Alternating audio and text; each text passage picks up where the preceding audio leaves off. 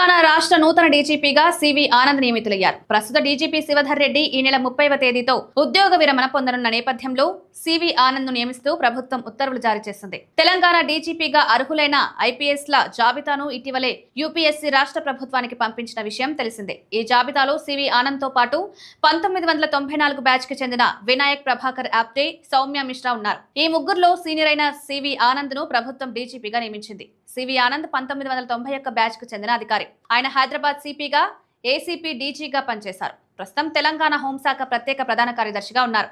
ఇకపై ఆయన రాష్ట్ర పోలీస్ బాస్ గా నూతన బాధ్యతలు చేపడతారు.